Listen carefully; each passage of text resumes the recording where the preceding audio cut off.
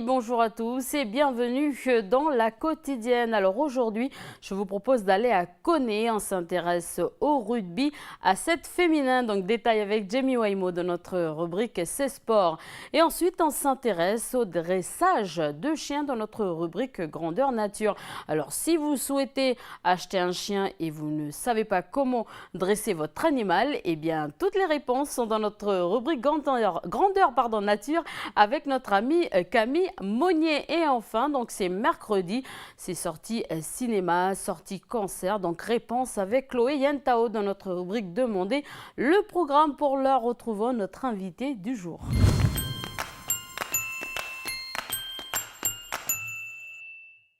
Alors, je reçois aujourd'hui Robert Racapé, coordinateur Téléthon en Nouvelle-Calédonie. Merci d'avoir accepté cette invitation et bonjour. Bonjour et merci à vous.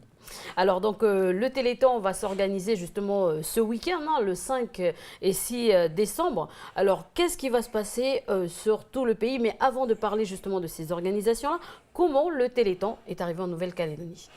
Eh bien, il y a 20 ans que le Téléthon existait déjà en métropole et le Lions Club de Nouvelle-Calédonie s'est intéressé à ce qui se passait en métropole, puisqu'à l'époque, une des personnes qui était dans ce club-là travaillait à RFO. Et donc, comme le Téléthon, comme dans Téléthon, il y a télé, ça passait, c'est les médias, on avait besoin des médias. Donc, on s'est posé la question de se dire, tiens, pourquoi on ne participerait pas et qu'on ne montrait pas quelque chose pour le Téléthon. Donc, il y a 20 ans, c'est une équipe de gens dont j'ai fait partie aussi à l'époque, qui avons décidé de mettre en place, et à l'époque, c'était surtout le 36-37, c'est le numéro qu'on doit appeler le 5 et le 6, et puis quelques petites manifestations, mais c'était pas quand même là, on n'avait pas encore réussi à développer le Téléthon comme on l'a fait maintenant. Alors, comment s'est améliorée aujourd'hui l'organisation depuis plus de 20 ans maintenant, vous organisez le Téléthon en Nouvelle-Calédonie? Depuis 20 ans, effectivement, on est passé de l'âge d'enfant à l'âge adulte, donc on a vu tout ce qu'on pouvait faire. Ça s'est développé de différentes manières. On a d'abord développé le 36-37 d'une manière importante au niveau des relations et de faire passer le message en Nouvelle-Calédonie. On a également développé les manifestations, parce que maintenant on a un carnet d'adresses quand même qui est assez important et qui nous permet chaque année de relancer. Mais on a des nouvelles manifestations tous les ans. Et les Calédoniens se sont adaptés, je veux dire, ils répondent souvent aux appels et à l'organisation. Le Calédonien est très généreux et je dois dire que quand on fait le bilan du Téléthon en Nouvelle-Calédonie, on ramène ça au nombre d'habitants par rapport au Dom-Tom, on a une position très flatteuse au niveau du rendu des dons. Alors, est-ce que c'est tout le pays justement qui répond à l'appel à chaque fois? Alors, au niveau du 36-37, c'est un peu tout le pays. Les îles, c'est un peu plus difficile actuellement parce qu'on n'a pas de points structurés dans les îles, mais je ne désespère pas qu'on réussisse un jour à rentrer en contact avec des gens de bonne volonté qui vont bien prendre contact avec moi. Mais autrement, c'est effectivement la Grande Terre, que ce soit du nord au sud, tout le monde participe, que ce soit aussi bien pour les promesses de dons que pour l'organisation des manifestations, parce qu'on a de plus en plus de manifestations qui s'organisent dans la province nord et sur la côte est. Alors, ce que vous receviez, justement, c'est de l'argent, c'est en vue des recherches pour les maladies génétiques. Bon, quand je veux dire, la personne donne de l'argent, se demande souvent qu'est-ce qu'ils font avec mon argent, est-ce qu'on l'utilise vraiment? C'est une question importante et qui nous est fréquemment posée, et j'essaye d'y répondre le mieux possible toutes les fois. Il faut savoir qu'au niveau des sommes récoltées, c'est vrai que l'AFM utilise plus de 80% des sommes pour la recherche. Or, la recherche, on sait que ça sert à tout le monde et que même si on n'est pas malade pour le moment, on peut l'être d'une part, mais 80% à la recherche. Ça sert également à faire des consultations où les gens de l'AFM se déplacent pour faire des visites au CHT Gaston Bourré ou au CHT Magenta, ou par visioconférence. Et je dois dire que, par exemple, dans la semaine du 8 au 11 décembre, ce sera la 11e consultation génétique annuelle qui va être faite avec un professeur de l'AFM, de génétique. Et ça va être 72 consultations qui vont être faites, dont 18% sont des consultations de suivi. Donc ça, c'est la situation en Nouvelle-Calédonie. C'est pas l'association de Nouvelle-Calédonie, mais c'est l'AFM de Métropole qui met à disposition des fonds pour pouvoir faire ce genre de choses. Alors justement, au niveau des maladies génétiques, quelle est la situation en Nouvelle-Calédonie? En Nouvelle-Calédonie, c'est toujours difficile de savoir le nombre de personnes qui ont des maladies génétiques, d'abord des myopathies, puisqu'au début on a commencé par les maladies musculaires. Mais aujourd'hui, quand on fait le bilan un peu avec le CHT de Magenta, on s'aperçoit qu'il y a environ, en Nouvelle-Calédonie, depuis 10 ans, il y a eu environ 600 personnes qui ont été détectés, qui n'ont pas eu forcément des soins complets, ça n'a pas été très très grave, mais il y a 600 personnes qui existent depuis 10 ans en Nouvelle-Calédonie avec des maladies ou génétiques, des myopathies ou des maladies rares, puisque maintenant aussi, il y a quand même des maladies rares qui se sont développées de par les recherches qu'on a pu faire. Et d'accord. Alors, où en est justement aujourd'hui la recherche ? Alors la recherche avance, puisqu'en fait on est au stade avec en 2013, à fin 2013, avec les dons qui ont été récoltés. Je signale qu'en Nouvelle-Calédonie, on a récolté 17 700 000 l'année dernière. Et on sait qu'actuellement, il y a 34 essais thérapeutiques qui sont en cours. C'est-à-dire qu'avec l'argent qui a été donné depuis un certain nombre d'années, il y a des recherches qui ont été faites, il y a des médicaments qui ont été produits par l'AFM. Et aujourd'hui, il y a 34 essais thérapeutiques qui vont être réalisés et qui sont réalisés sur 26 maladies différentes. Donc ça veut dire que ça avance, ça avance.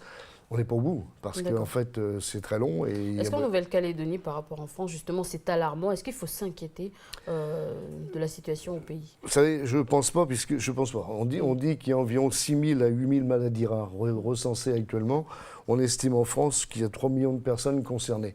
Si on prend la moyenne, si on fait un pourcentage par rapport à la métropole, on n'est pas plus concerné que la métropole, mais il faut quand même savoir que la maladie rare n'est pas si rare que ça et qu'on n'est pas à l'abri les uns et les autres. Alors, on dit que les maladies génétiques sont souvent héréditaires. C'est pas vrai. C'est pas tout à fait vrai, c'est pas forcément. Alors, on peut retrouver des éléments, mais qui ne font pas que les parents ont été malades et que l'enfant peut être malade. Donc, c'est héréditaire sans les deux trop. Mais les gènes, un gène peut avoir des problèmes au bout d'un certain temps. On peut être en bonne santé aujourd'hui et demain avoir un problème qui va nous arriver. Voilà, donc on a parlé en première partie des maladies génétiques. En deuxième partie, on va parler des organisations un peu qui aura lieu dans tout le pays. Alors, qu'est-ce qui va se passer justement pour ce Téléthon et comment les gens pourront faire un don? Alors, on a 3 sortes de manifestations qui se mettent en place. En fin de compte, il y a le 36-37 qui est un centre de promesses où les gens nous appellent au 36-37. C'est dans la salle d'honneur de la mairie de Nouméa. Et là, on a donc des membres du Lions Club qui seront présents, qui enregistreront les promesses de dons que les gens vont bien vouloir faire. Combien on peut donner? Ce qu'on veut? On peut ce qu'on veut. Il ne faut surtout pas se dire, je ne peux pas donner beaucoup, je n'appelle pas. Si vous voulez faire une promesse de don de 500 francs, il ne faut pas hésiter à appeler. On acceptera toutes les... Mais il ne faut pas se dire, je ne peux pas donner beaucoup, je n'ai pas beaucoup de moyens. Non, non. Les 500 francs, les 100 on prend tout. D'accord. Donc il y a cette partie-là et les gens recevront dans leur boîte à lettres ou boîte postale le lundi matin une enveloppe dans laquelle ils pourront glisser le chèque qu'ils auront promis et le remettre à l'OPT qui se charge de nous les retransmettre, de les bloquer, de nous les retransmettre. Il y a ça, il y a également ce qu'on appelle les forces T, qui sont les clubs Lions qui seront à solliciter les gens aux portes des grandes surfaces, du marché, de différents endroits de Nouméa et Grand Nouméa. Et il y a les manifestations. Et là, je dois dire que cette année, on a une mobilisation qui est importante, puisqu'on a eu 34 manifestations aujourd'hui recensées, alors que l'année dernière, nous en avions que 20. D'accord. Alors, qu'est-ce qui va se passer? Il y aura du sport, il y aura des petites animations Il y a de tout. Il y a de tout. Ça va de la vente de gâteaux dans des écoles avec une petite recette. Ça va de sportifs qui vont faire, par exemple, le beach rugby qui va se faire à la plage de Magenta samedi. En Brousse, il y a pas mal de choses qui sont en Brousse. D'accord, on peut donner des lieux, des organisations. Oui, tout à fait. À Koumak, il y aura la marche, la rue piétonne, qui se fait le 6 décembre et le 5 décembre, le samedi, et qui est au profit du Téléthon. Il y aura des animations et tout. Il y a un tournoi de futsal à Koné qui dure 24 heures. D'accord. Organisé par le comité de sport de Koné. À Farino, il y a aussi le parc des Grandes Fougères. Ils font les 24 heures du parc des Grandes Fougères. Alors là, c'est de 8h le matin à 8h matin le samedi à 8h le dimanche, avec tout un tas d'animations, de balades balisées, du VTT pas en nocturne, le VTT. Alors je signale également que s'il fait beau, le parc des Grandes Fougères sera très intéressant parce que c'est la nuit, le 6 décembre, c'est la nuit de la pleine lune. Super, donc voilà, vous pouvez faire un don et en même temps vous promener, faire une bonne balade. Voilà. Aller dormir avec les roussettes voilà, et les c'est bien. On a également au CNC à Nouméa les cercles des nageurs calédoniens qui font aussi une manifestation aquatique. Il y a une école, l'école Charles Mermoux à Koumak, qui fait une animation aussi à l'école. Et le lendemain, le club Kiwanis de Koumak fait un concours de belote. D'accord. Donc, on a plein de choses. Beaucoup d'organisations ce week-end pour le Téléthon. Tout à fait, oui. On a beaucoup de choses de prévues et ça va être un grand week-end. Alors, est-ce que vous avez un numéro de téléphone pour que les gens puissent se renseigner en cas où le 36, 37, ça suffit pas. Un numéro de téléphone pour, pour des Alors, renseignements. Pour les renseignements, si. Alors on peut me téléphoner au 77 25 00 si besoin, mais le 36 37, il sera pas saturé. S'il est saturé, j'en suis très heureux. Ça veut dire qu'on aura beaucoup plus d'appels que ce qu'on a prévu. Mais on a quand même 6 lignes téléphoniques prêtes. Je pense que on sera capable d'assumer. Mais non, mais autrement, mon numéro de téléphone. Alors pour refermer vraiment, réellement cet entretien, est-ce que vous avez un message à passer aux Calédoniens pour ce Téléthon? Bien, disons que je devrais déjà leur dire, les remercier, puisqu'en fait, leur générosité ne faiblit pas depuis. Vous attendez combien à peu près Notre slogan et notre objectif fixé, 20 ans, 20 millions. D'accord. Donc c'est le chiffre qu'on s'est fixé, toute l'équipe avec qui je travaille. Donc c'est le chiffre qu'on essaie d'avoir. Et je dirais que d'abord, je les remercie pour les dons passés, puisqu'en fait, ça a toujours été généreux. Et surtout qu'ils se rappellent bien que samedi et dimanche, d'appeler le 36-37, que ce soit le matin, le midi ou le soir, sur son portable, sur un fixe, en rentrant de mer, en rentrant de la campagne, c'est le 36-37 et on sera à leur disposition de 8h à 22h le samedi et le dimanche. Voilà, ce week-end, on fait appel à votre générosité. Monsieur Robert Racapé, merci d'avoir accepté cette invitation. C'est moi qui vous remercie. Allez, on passe tout de suite à l'agenda du pays.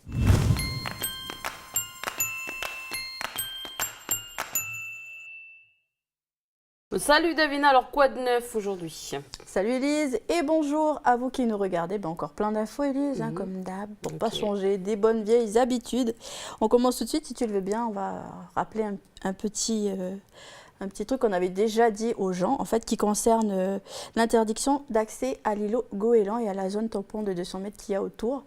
Pourquoi? Eh bien, vous le savez, jusqu'au 31 mars, il y aura sur cet îlot des sternes qui seront là pour se reproduire. Oui. Donc, au plus fort de la période, il y aura près de 2000 couples qui seront là. Et autant vous dire que la cohabitation avec nous est impossible. Donc, il est demandé aux plaisanciers ainsi qu'aux adeptes de sports nautiques tels que le kitesurf ou la planche à voile d'utiliser d'autres aires pour leur activité, d'aller ailleurs ou je sais pas, changer un peu de spot, quoi. Attention, si vous ne respectez pas ce présent communiqué, vous risquez quand même jusqu'à 2 ans d'emprisonnement et une forte amende. Voilà, donc ça sert à rien de risquer d'aller en prison juste pour ça. Voilà qui est dit. J'espère que le message est bien passé. Quant à nous, on part au nord, à Point-Nimé, plus précisément, Davina. Oui, c'est ça, on va parler de la MASCOP, Élise. Donc, la mission d'accompagnement à la scolarité en province nord qui propose d'apprendre ou de réapprendre à lire pour les personnes qui en ont besoin. Vous le savez, on a accueilli dernièrement, la semaine dernière, je crois, la directrice de la MASCOP qui nous disait que ça marche, il faut s'y mettre sérieusement et pendant, on va dire, quelques mois, si on s'y met, ça y est, on va réacquérir un peu ce qu'on avait perdu en termes de lecture, si on en a besoin. Voilà, c'est le moment ou jamais. En plus, c'est elle qui dispense ses cours et autant vous dire qu'elle est assez sympathique, cette dame, donc n'hésitez pas. En plus, quoi vous dire d'autre, la confidentialité est respectée. Si vous ne souhaitez pas qu'on sache que vous êtes en train de réapprendre à lire, personne ne le saura. Donc, je vous laisse un numéro de téléphone si vous en avez besoin, le 47 10 17. N'hésitez pas, il n'y a pas d'âge pour apprendre ou réapprendre. Voilà, bien dit. En plus, ça reste confidentiel. Comme le dit Davina, il n'y a pas honte à réapprendre, à écrire ou à lire. Donc, on continue notre route direction Koumak pour un concert. C'est ça, direction le Conservatoire de musique et de danse, l'antenne de Koumak, qui organise un concert, le concert Promozique local. Ça se passera le vendredi 12 décembre à 19h. Voilà, donc pour tout renseignement, rapprochez-vous de Joël. Son numéro de téléphone, le 90 19 78, pardon. Au programme de ce concert, il y aura en première partie Poan Nrewe et ses invités à partir de 18h30. Et en deuxième partie, il y aura le groupe Samara à partir de 19h15.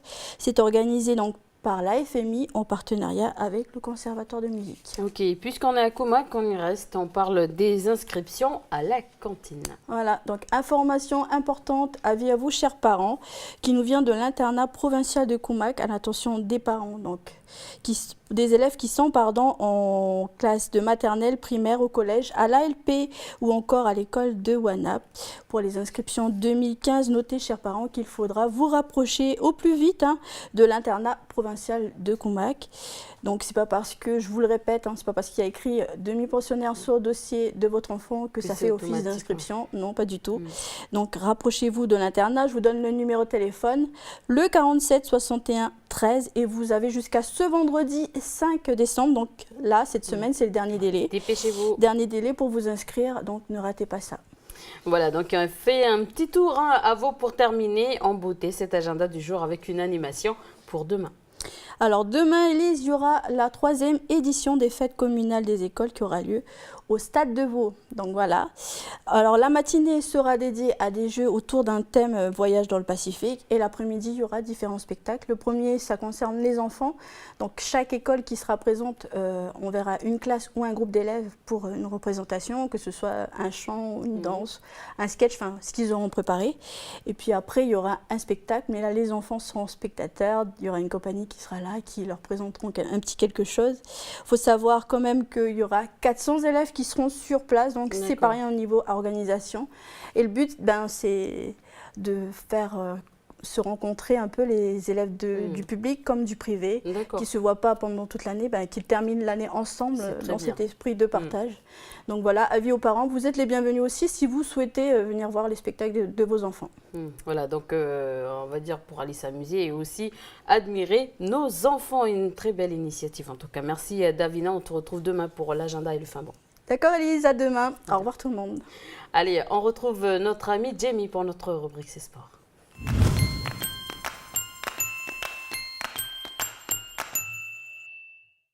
Bonjour Jamie, le rugby à 7 Fidjiens au service de la Nouvelle-Calédonie, dont 3 équipes féminines de Fidji sont venues pour participer à la 2e édition du tournoi féminin qui s'est déroulé au stade Yoshida de Koné. Ils n'ont pas fait que jouer.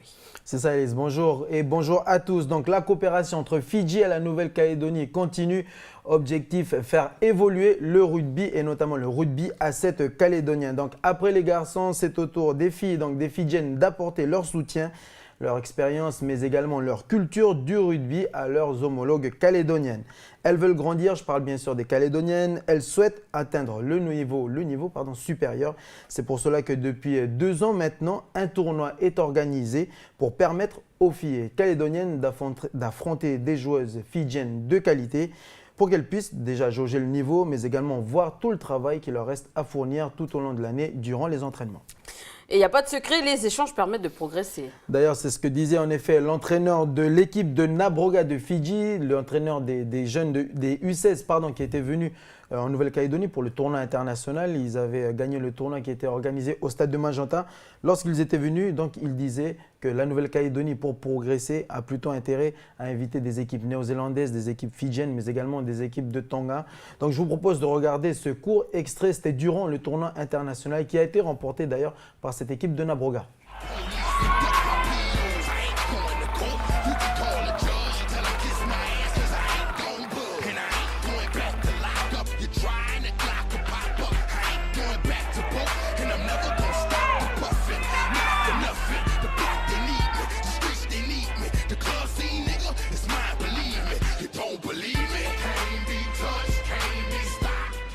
We're really happy to be part of your tournament, to be here with your secondary schools.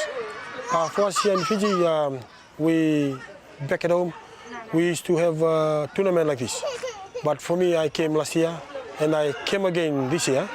I can see a big change from last year and today. Last year we can see people still playing, just passing around the ball.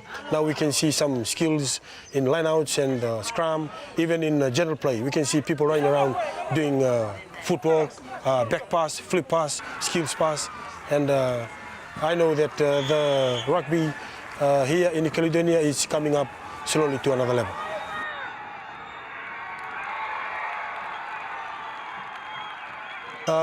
You have to invite Fiji to be part of your tournament. You have to invite New Zealand and Samoa and Tonga, who also the team that are very good in sevens. So they can come here and help your boys and not just to teach them, to play with them, to be here, to be part of them during a 2 days tournament. It will give you a big change. It will help you a lot. Even coaches during coaching, if the Fiji team, New Zealand, all the team they participate in the big tournament, if they come here, they'll help you a lot during your school 2 days tournament.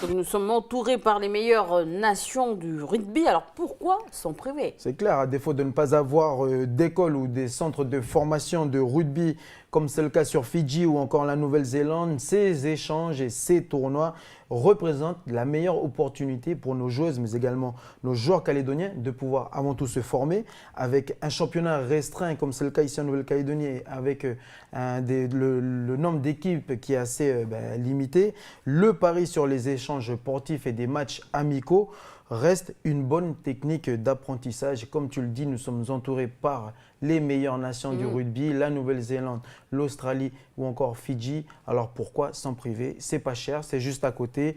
Et puis c'est bénéfique pour nos joueurs et nos joueuses calédoniens. Et puis sur Fidji, le rugby fait partie de l'enseignement scolaire. À la base, c'est presque une religion. Je dirais que c'est une religion, le rugby. Dès le plus jeune âge, les étudiants fidjiens apprennent déjà le rugby avec tout ce qui est base tactique, les techniques de passe. Même s'ils ont déjà l'habitude d'en pratiquer à la maison ou à la tribu, les écoles fidjiennes proposent une formation plus approfondie. Quand un Fidjien apprend le rugby, quand il rentre à l'école, c'est pour devenir un rugbyman professionnel. Le rugby à l'école, c'est ce qu'a proposé d'ailleurs la Ligue calédonienne de rugby à l'occasion donc de la venue de ces équipes fidjiennes. Les membres de la Ligue en ont profité pour qu'elles puissent intervenir dans les écoles du Nord et notamment sur Tehari. Donc comme tu l'as dit en début de chronique, elles ne sont pas venues que pour jouer, elles sont venues aussi pour apporter leur culture du rugby, essayer d'enseigner et inculquer quelques bases techniques, tactiques à ces jeunes de l'école de Tehari, donc des jeunes de l'école primaire. C'est sous les conseils d'ailleurs de Leilani qu'elles ont pu découvrir les vertus du rugby à 7. Je vous propose tout de suite de rencontrer Leilani et puis par l'occasion d'apprendre un peu ce que c'est que le rugby à 7. C'est tout de suite.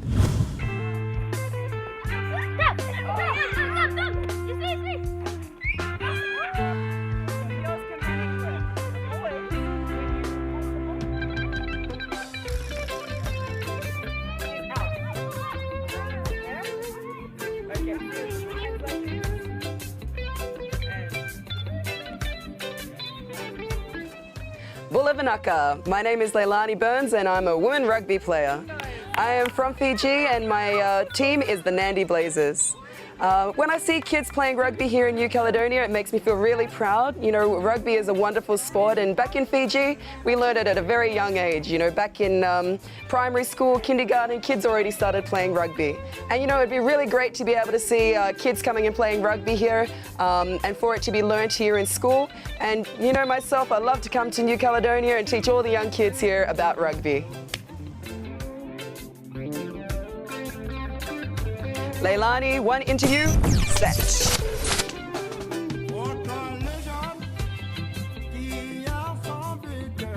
I think first and foremost, healthy living is very important. And sport is just one of those great avenues for you to be able to become healthy and look after yourself first.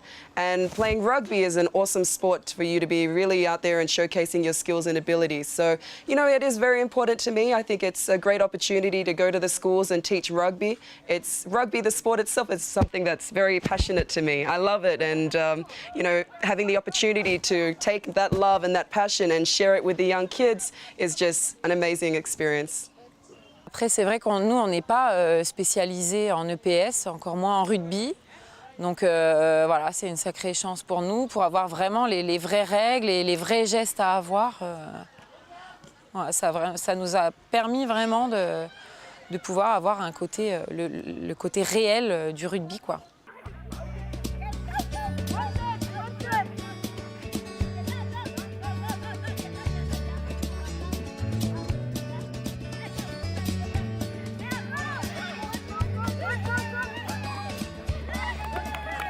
Je trouve que du fait que les intervenants parlent anglais, ça oblige les enfants à être très attentifs à ce que l'intervenant explique. Donc c'est une très bonne chose. Et puis ça leur permet aussi d'entendre à parler anglais, puisque la langue anglaise fait partie, en tout cas son apprentissage fait partie des programmes du cycle 3.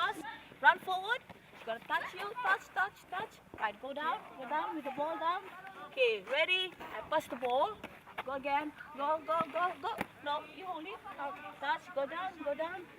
Okay, right. Pass.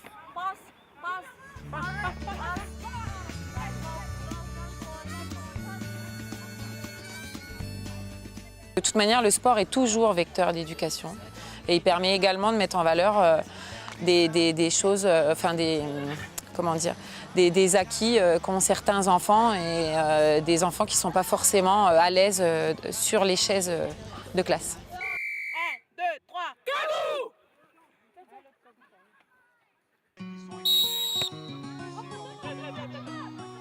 Crouch! Bind!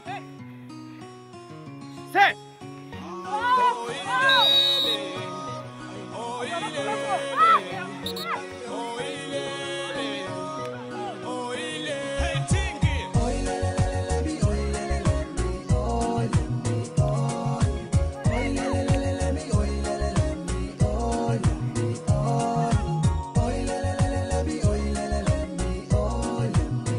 Le projet d'intervenir dans les écoles, c'est également pour promouvoir notre discipline. Et promouvoir notre discipline dans le Nord, on a pour but, et la Ligue a une énorme volonté de territorialiser la discipline. Donc dans la province des Îles et énormément dans la province Nord. On a quelques clubs en province Nord, notamment un club ici à Koné. Donc le stade Koniambo et bientôt le club dont on voit l'affiche à côté, les crevettes musclées du Nord. Donc voilà, c'est une volonté aussi par le biais des écoles primaires de promouvoir nos disciplines et nos clubs de rugby.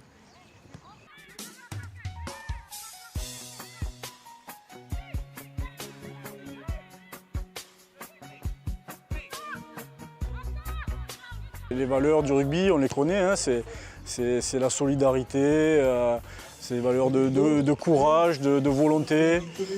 Donc voilà, c'est les valeurs de la vie, tout simplement. Donc je pense qu'un instituteur peut tout à fait se retrouver dans le discours que nous, on peut avoir sur le terrain de rugby.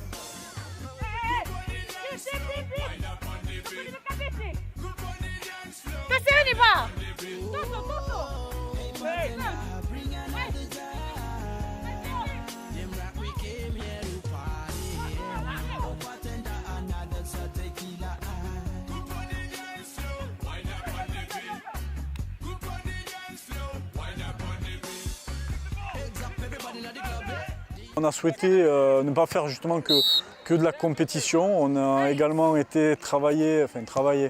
On est parti ce matin sur l'école de Théari, donc à Koné, pour faire un petit peu de lien social, parce que le rugby c'est également du lien social, c'est pas que la compétition, c'est pas que le jeu, il y a des choses autour. Et on est donc parti avec des joueuses fidjiennes et des joueuses de la sélection calédonienne pour faire une petite animation sur l'école de Théari. On a rencontré 3 classes et ça s'est très très bien passé.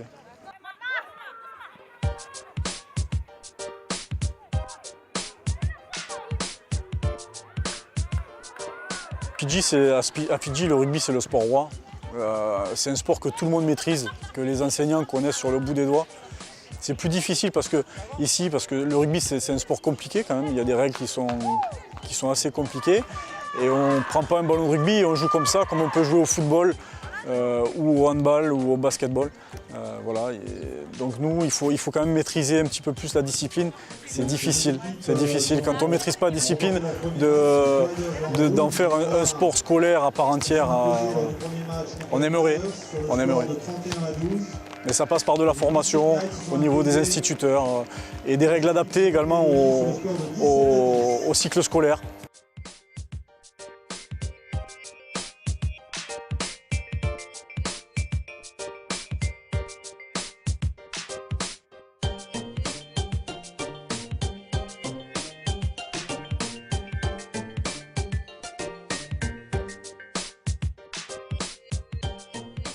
I think in Fiji, it's the national sport, so everyone plays rugby in Fiji. You know, you go past any field and there's always kids out there picking up a rugby ball, passing it around and stuff. I think here in New Caledonia, it's probably not to that stage quite yet, you know, especially with soccer being the main sport here.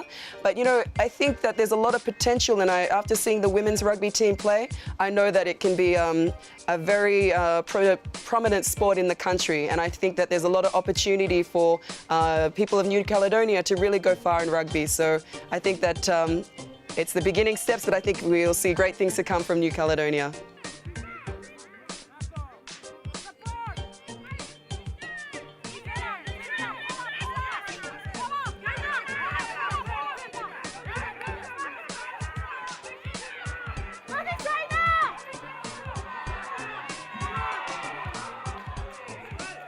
Most definitely. I don't think there's any barriers holding back from teaching kids how to play rugby.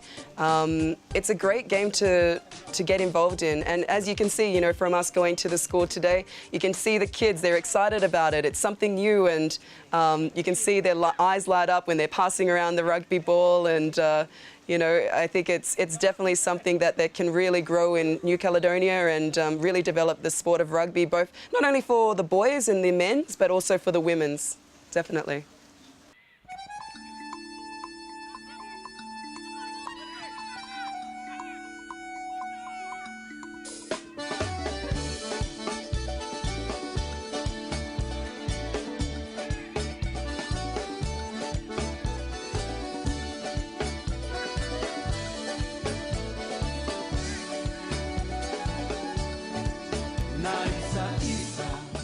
Leilani, end of interview. Choc.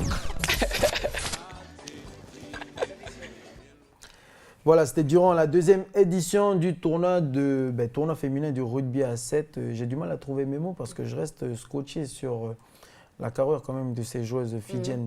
On a l'impression de voir des hommes en face. Hein. D'accord. Tu aurais dû essayer de jouer contre eux pour voir si tu es un homme ou pas. C'est ça aussi, je préfère rester à côté du terrain, mais c'est vrai que quand tu es déjà, ne serait-ce que d'être sur le bonne touche, tu sens qu'elles ont envie, tu vois. Elles ont envie. Ce sont des joueuses de rugby. rugby. On a l'impression qu'ils vont dévorer tout cru le ballon. En tout cas, elles font peur, mais voilà, on voit que c'est... C'est dû à l'entraînement, c'est de l'entraînement, c'est le travail, c'est de la passion. On voit que ce sont les reines du rugby à 7 ici donc, dans le Pacifique. Donc le tournoi qui a vu logiquement la victoire d'une des équipes fidjiennes.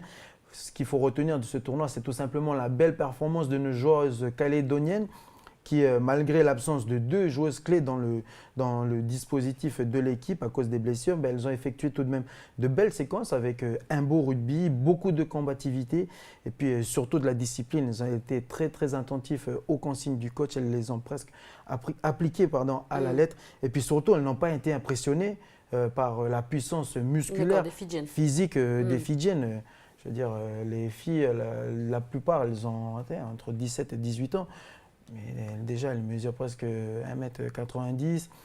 Les jambes, tu verrais les jambes, Élise, c'est jambes de garçon avec des mollets énormes comme ça, des cuisses bien sculptées. Toi-même, tu avais peur de les affronter, quoi. Moi, je suis resté en plan large, je n'osais pas trop aller les rencontrer. Mais voilà, nos joueuses calédoniennes, malgré le handicap, malgré l'écart qu'il y a entre nos deux nations au niveau du rugby, elles n'ont pas été impressionnées. D'accord. Et puis elles ont... C'était un match, quoi. Voilà, avec de belles rencontres. Le public sur place était impressionné. Et puis...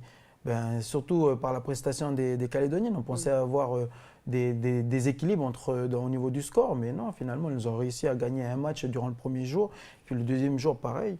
Donc c'est bon, on voit que ça progresse. On va dire que le rugby est une discipline très active ici en Calédonie. C'est une discipline très active et ça se voit dans les résultats. D'ailleurs, sur les performances des filles durant ce tournoi international, le rugby, c'est une discipline qui envoie beaucoup de jeunes en métropole. C'est une discipline qui n'hésite pas à faire voyager ses sélections. C'est une discipline qui n'hésite pas à inviter des nations comme Fidji ou la Nouvelle-Zélande à venir participer ou organiser des tournois ici.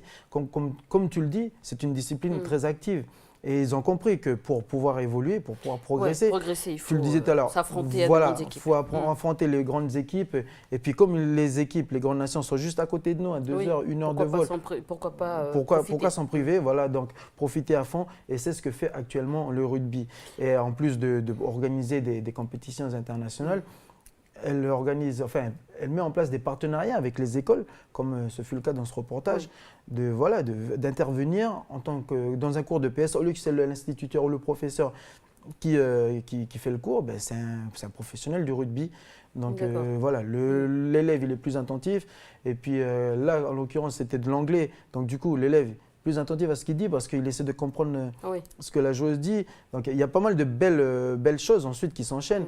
Et puis, alors, est-ce que c'était justement volontaire de le faire, d'avoir organisé ce match dans le Nord? C'est volontaire dans la mesure où le rugby à 7 est en développement et la Ligue calédonienne de rugby souhaite développer cette discipline également dans le Nord comme dans le Sud. Donc un gros travail de promotion a été effectué dans ce sens-là par la Ligue calédonienne de rugby, mais également par le club de Konyambo, qui est le seul club de la province Nord de rugby. D'ailleurs, l'année prochaine, un club va se créer, un club féminin qui s'appelle les Crevettes Musclées. C'est pour dire, voilà, ils ont fait, en fait, c'est fait exprès d'organiser ce tournoi dans le Nord pour promouvoir la discipline et pour qu'il y ait une bonne visibilité du rugby à 7. Et apparemment, c'est une discipline qui a réussi à conquérir, je dirais, le cœur des Calédoniens, du public présent. Il y avait même des curieux qui passaient autour du stade et s'arrêtaient pour voir qu'est-ce qui se passait. Et quand ils ont vu qu'il y avait des Fidjiennes contre la sélection calédonienne de rugby à 7, qui avait de belles séquences avec des matchs marqués d'engagement, ils se sont arrêtés. Et puis, en gros, le résultat, il est là. Ça a marché parce que les gens, ils s'arrêtent pour regarder. Et puis même si on ne connaît rien du rugby, même si on n'aime pas forcément le rugby, on s'arrête quand même pour regarder. Puis après, derrière, ce sont les enfants. Ce sont les enfants qui, moi j'aimerais bien faire du rugby à 7. Après, voilà, c'est une discipline qui bouge beaucoup ici en Nouvelle-Calédonie en matière d'échange et puis qui fait un gros travail de développement. Alors, une petite réflexion, on parle du Nord, c'est vrai qu'on parle toujours de rééquilibrage au niveau de la politique, mais là aussi, c'est un rééquilibrage au niveau du sport. Entre le Nord voilà, et le sport n'échappe pas au rééquilibrage et puis c'est tant mieux pour les gens du Nord, c'est tant mieux pour les gens des îles. Ici, on adore le sport. Mais le problème, c'est que la plupart des clubs se trouvent dans le sud. Et puis, donc, voilà, ça handicape un peu nos deux provinces. Mais on voit que de plus en plus d'efforts sont faits dans ce sens-là par toutes les ligues, par toutes les fédérations du pays, justement pour apporter un rééquilibrage et pour qu'il y ait du spectacle et de beaux échanges, de beaux rencontres. C'est le derby entre le Nord et le Sud, à chaque fois, ça propose de belles rencontres, tout bénéfique pour la discipline, mais également pour le public calédonien. Voilà. Et le sport en général. Merci, Jamie. Le sport en général. J'aimerais terminer, Elise, avec nos joueuses de la sélection calédonienne. Donc là, ils vont marquer une petite pause durant la trêve des vacances. Ils vont reprendre les entraînements en janvier pour préparer un déplacement de venir sur quelle île? Sur Fidji. Fidji, d'accord, carrément. Donc, voilà, sur Fidji. Fidji, une fois que tu essaies Fidji, tu es transformé. Voilà. Merci, Jamie, puis on leur souhaite bon courage. Bon courage aux filles. Merci, Elise, et merci à tous. Allez, on retrouve Mara pour notre rubrique La science et nous.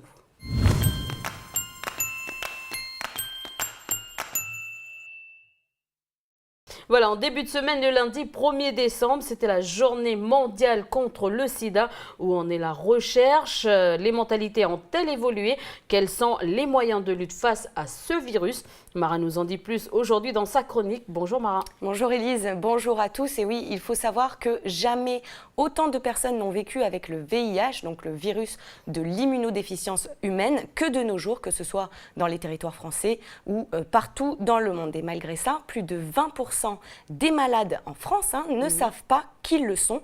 Et les discriminations à l'encontre des personnes touchées sont toujours bien réelles. Cela, bien entendu, à cause d'une connaissance trop faible. Alors, que faire face à ce constat? Que faire face à ce constat? Un seul mot, lutter. Il faut que la lutte contre le sida soit toujours en mouvement. Il faut innover, c'est une nécessité absolue. Il n'y a pas de lutte contre le sida sans innovation. Et ces innovations, il faut qu'elles aient lieu, bien entendu, sous l'angle scientifique, mais aussi, et c'est très important, sous l'angle sociétal. Alors, qu'est-ce que ça veut dire concrètement ? Alors forcément, pour qu'une innovation ou une avancée soit viable, pour qu'elle fonctionne, il faudrait, dans la logique, qu'elle ait été réfléchie avec les personnes concernées ou touchées par le problème et leurs représentants. Les associations de lutte contre le sida, par exemple, elles ont été à l'origine de nombreuses avancées, que ce soit conceptuelles ou concrètes. Et il faut bien avoir à l'idée que les associations, ce sont des partenaires pour les pouvoirs publics. Ils remplissent des réelles missions de service public. Et les personnes touchées, ce sont des réels acteurs de la prévention de par la parole qu'ils portent avec eux. Et il peut être utile, par exemple, de rappeler, tout le monde ne le sait pas, qu'une personne séropositive bien traitée, avec une charge virale indétectable, eh bien, elle n'est plus contaminante. Alors c'est vrai, comme tu l'as dit, c'est quelque chose que tout le monde ne sait pas. C'est une maladie qui fait peur, alors beaucoup de gens se méfient. On ne peut pas, on va dire, leur en vouloir, c'est normal. On ne peut pas leur en vouloir, et c'est pour ça d'ailleurs que l'information doit être beaucoup mieux relayée, beaucoup plus accessible. Tout comme les innovations d'ailleurs, il faut qu'elles soient accessibles, sinon ça ne sert à rien. Donc l'accès universel au traitement, c'est un point central dans la réponse mondiale au sida. D'ailleurs, sur ce point, il faut quand même le souligner, il y a eu des avancées considérables, puisqu'aujourd'hui, plus de 13 millions de malades ont accès aux médicaments contre 8 millions en 2010. Alors c'est encourageant, mais j'imagine que c'est encore loin d'être suffisant. Oui, bien sûr, c'est encore loin d'être suffisant quand on sait qu'actuellement, environ 35 millions de personnes dans le monde vivent avec le virus. Donc recherche scientifique, aspect sociétal, accessibilité, mais aussi implication politique, tous ces facteurs doivent être pris en compte pour que la recherche mène à des innovations viables. Alors la recherche s'active et progresse dans l'élaboration d'un potentiel vaccin. Où en est la lutte contre le sida? On regarde.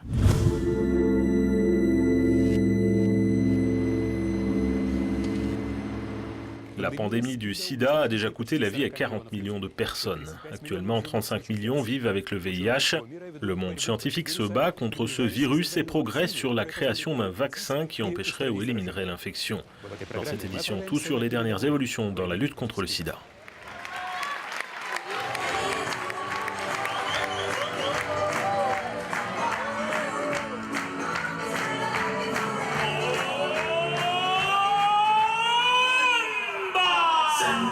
Notre recherche du vaccin contre le VIH commence dans un endroit insolite. Ce festival amateur de drag queens à Barcelone est l'occasion pour des activistes anti-sida d'entrer en contact avec les populations à risque.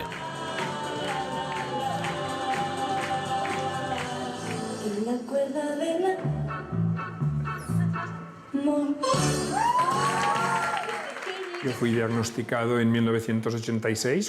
m'a diagnostiqué VIH positif en 1986 et il n'y avait pas de thérapie à l'époque. Ce fut un choc. Mais cela m'a aussi poussé à m'impliquer activement dans la recherche d'une solution. À Barcelone, les hommes qui ont des rapports homosexuels représentent 81% des nouvelles infections au VIH.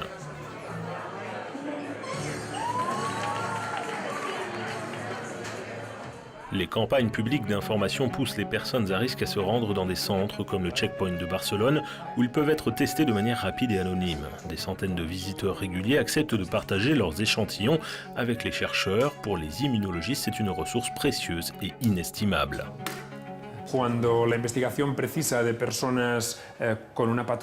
Les chercheurs n'ont pas trop de problèmes pour trouver des gens avec des pathologies dans des hôpitaux.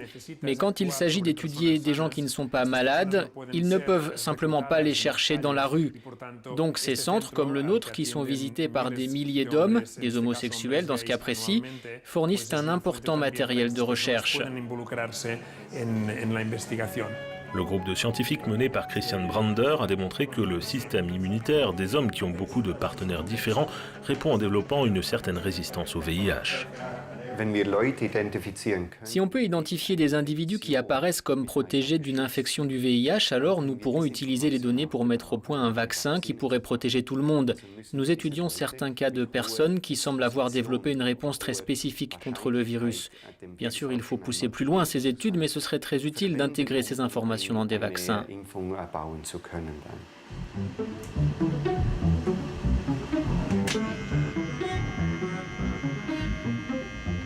Les scientifiques prennent beaucoup de précautions pour travailler en laboratoire avec le VIH. Also im Labor nehmen wir dann die Blutproben und wir schauen nach diesen weißen Blutzellen, den T- und B-Zellen, Dans ce laboratoire, nous isolons des cellules du sang impliquées dans la défense immunitaire et nous les stimulons avec des parties du virus. Puis nous déterminons quelles cellules réagissent et lesquelles ne réagissent pas. C'est important parce que nous voulons comprendre si les gens sains qui viennent au centre de Barcelone ont de telles cellules qui les empêcheraient d'être infectés lorsqu'ils sont exposés au VIH. Nous pouvons aussi y comparer avec les échantillons des gens qui ont été infectés et nous demander en quoi ils sont différents. Des vaccins produits sur cette base pourraient permettre de combattre une infection, mais le but principal ici est d'aider le système immunitaire à empêcher le virus d'infecter la personne en premier lieu.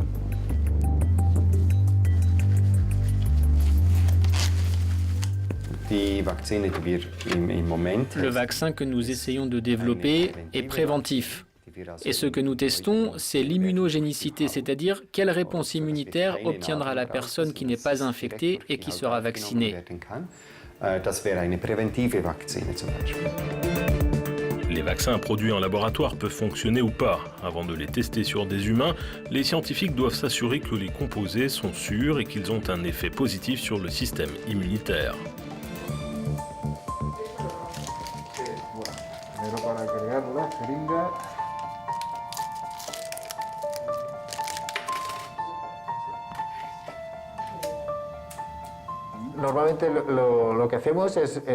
Nous mesurons la réponse en immunisant la souris selon le protocole d'étude, puis nous récupérons les globules blancs de la rate et nous mesurons les paramètres immunologiques standards.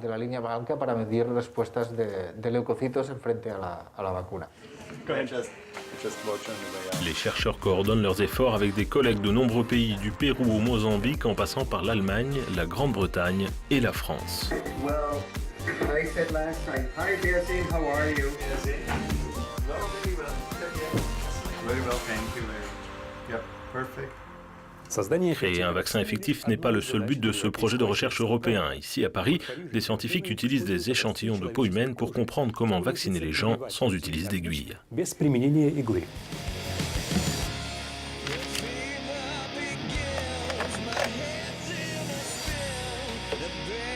Ce résidu de peau humaine, issu d'une chirurgie plastique, permet aux chercheurs de l'université Pierre et Marie Curie de redéfinir une méthode de vaccination simple, innovante, indolore et surtout sans aiguille.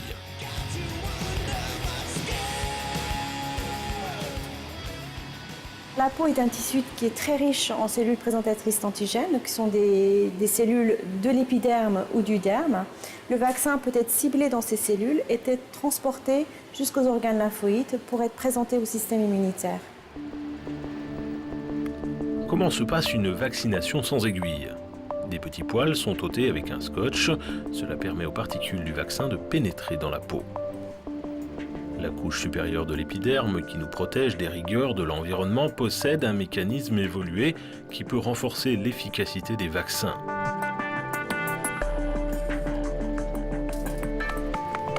En étudiant au microscope les échantillons, les scientifiques peuvent vérifier si leur méthode fonctionne comme leur théorie le suggère. On va pouvoir aller regarder, grâce à ces coupes en microscopie, quelle est la quantité et la localisation de particules de vaccin qui a pénétré dans la peau humaine. Les analyses montrent que les particules nanoscopiques ont atteint avec succès les cellules ciblées. Je vais mettre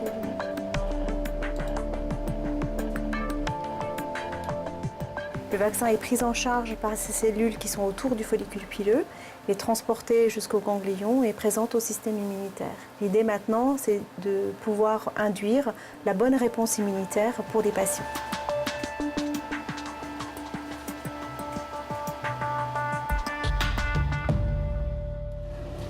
La vaccination sans aiguille a ses avantages, mais sera-t-elle efficace lors des essais cliniques? Cette question devrait trouver sa réponse à Londres où sont menées ces études.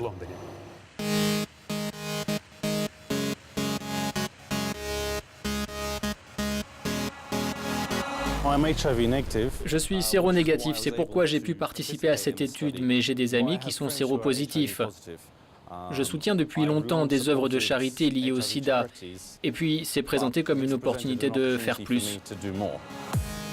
Nick est l'un des 30 volontaires à avoir été vacciné sans aiguille pendant 6 mois à l'hôpital Sainte-Marie de Londres.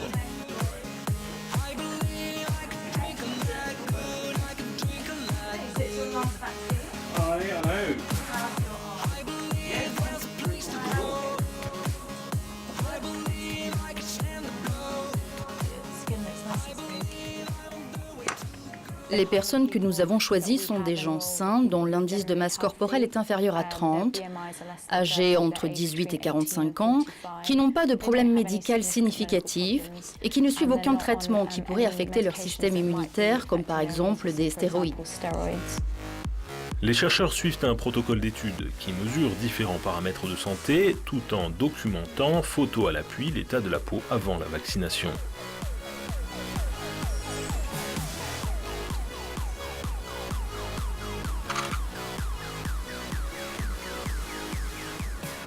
Ce qui est super à propos de cette méthode, c'est qu'il n'y a pas d'aiguille, ce qui est plutôt plaisant. Nous savons qu'habituellement, un vaccin s'injecte au plus profond du muscle, ce qui peut être douloureux pendant 1 ou 2 jours.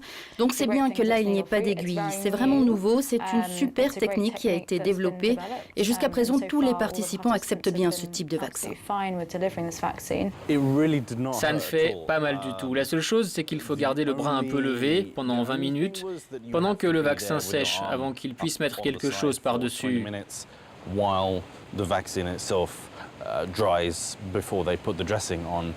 C'est vraiment simple. J'ai d'ailleurs été soulagé parce que je n'apprécie pas beaucoup les aiguilles. Mais c'est cool, ça va très bien.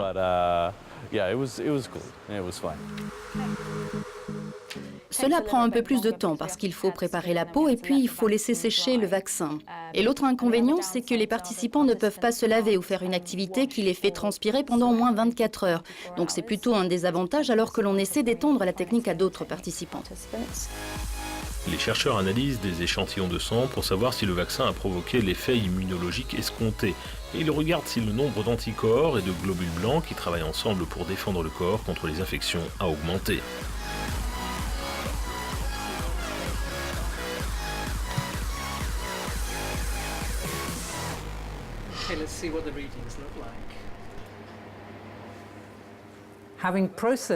Après avoir traité le sang, on peut voir que les cellules rouges tombent au fond du tube. Et il ne reste que la fine couche de globules blancs. Et nous espérons que ces leucocytes ont répondu au vaccin. Associés, ces nouveaux vaccins et leur délivrance sans aiguille pourraient apporter un moyen simple et pratique pour la prévention du VIH.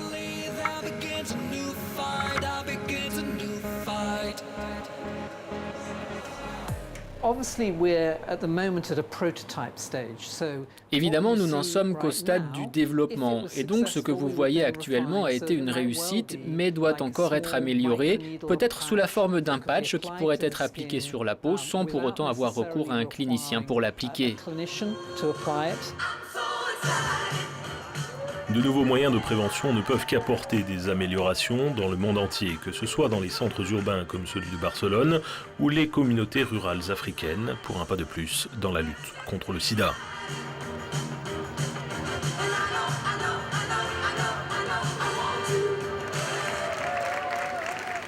Oui, faire le lien entre la science et le peuple, c'est vraiment primordial.